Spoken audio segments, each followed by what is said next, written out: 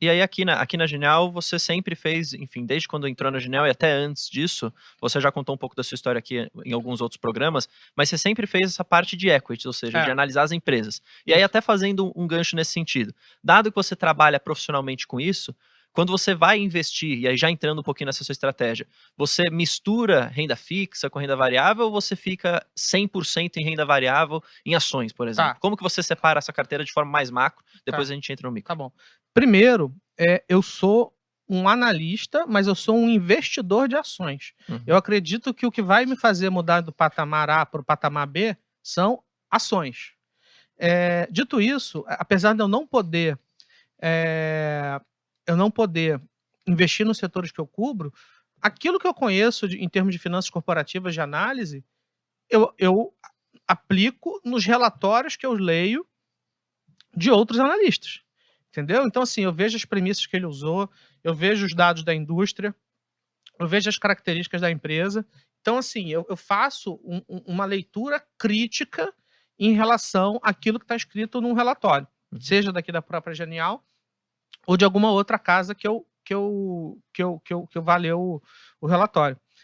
O preço-alvo, ele é a última coisa que eu olho. Mentira, é a primeira, mas num primeiro instante aquilo ali para mim não vale nada. Aí depois que eu checo as indústrias, as premissas e etc., eu decido se eu vou entrar ou não. E eu falo isso porque eu já li relatórios, assim, com upsides gigantes, de analistas que eu confio, mas que eu Não concordou. não concordei, não colei. Então, assim, se você às vezes. Tem muita pessoa física que faz até curso de valuation, etc.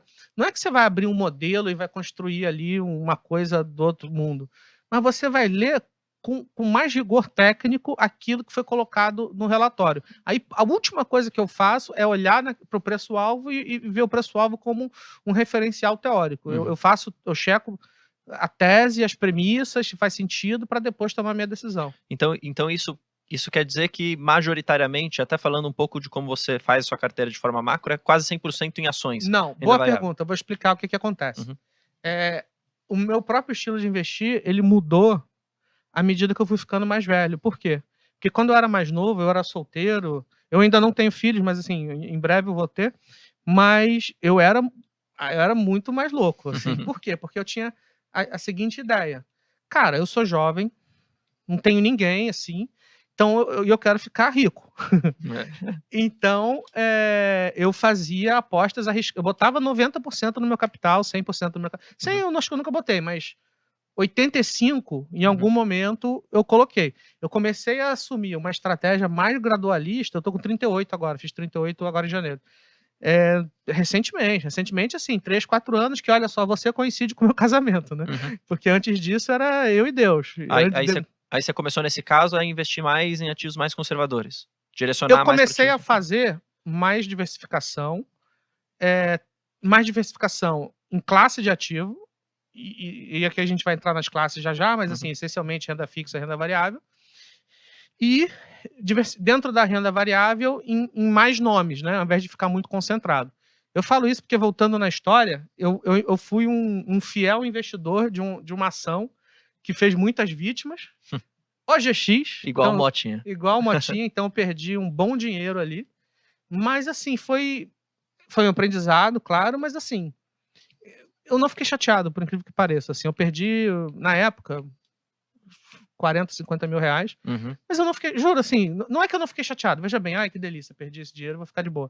Não, mas eu, assim, não perdi o sono, segui a vida, porque eu acho que desde o início eu tinha uma estratégia, cara, vou lá, se der certo, beleza, se não der certo, cara, eu tenho a vida toda pela frente. Então, à medida que a tese, e eu pensei assim, se eu errei, eu acho que eu errei na hora certa, eu Sim. não errei, sei lá, com 60 anos, já querendo me aposentar, com 2 filhos ou qualquer coisa assim. Uhum. Então, eu acho que eu errei na hora certa, foi um aprendizado, não me impediu de ter outras perdas na frente, mas assim, menos concentrado e com muito menos dano ao patrimônio total. Uhum.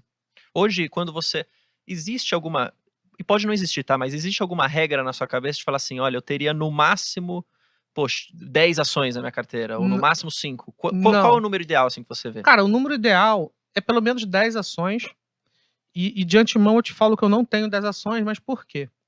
Porque quando eu entro numa ação, eu preciso saber o mínimo dela, assim, o mínimo para defender a tese. Uhum. Então, volta aquela coisa que eu te falei de ler, De acompanhar os de resultados. acompanhar os tudo isso. resultados. Nem que seja uma vez por trimestre, ou de acompanhar o que o analista respectivo está produzindo. Então, o meu tempo, eu tenho dificuldade em encontrar outros nomes que eu me sinta confortável em colocar dentro da minha carteira. Uhum. Entendeu? Então, como eu tô a maior parte do meu tempo cobrindo os meus setores, eu invisto geralmente em empresas que não vão me dar muita dor de cabeça, empresas que eu, digamos assim, que têm execução e diferenciais competitivos que eu julgo interessante, assim. Então, Uhum.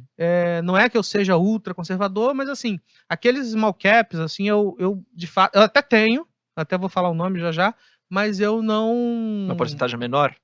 Não, pior que nem tanto, mas assim, cara, tudo que é muito cabeludo, assim, eu infelizmente não posso investir, acho que não só pelo momento da minha vida, mas também porque eu não vou ter detalhe, entendeu? Porque se acontece alguma coisa Entendi. ruim, você tem que ter. Beleza, saiu uma notícia tal, a ação caiu 20%. Você tem que tomar uma decisão. Faz sentido? Senão você muda o rating e larga de mão. Vou dar um exemplo: uma empresa que eu cubro, 3R.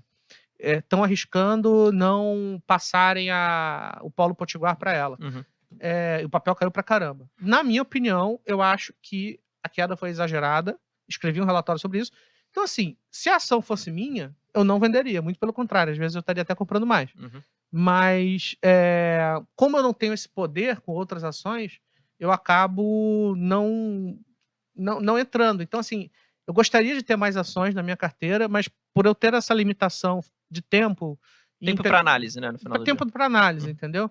E não é só ler, é se sentir confortável com a tese para comprar naquele preço. Sim. Eu não consigo ter a quantidade de ações que eu gostaria de ter. Entendi. E ao preço certo, correto. Certamente.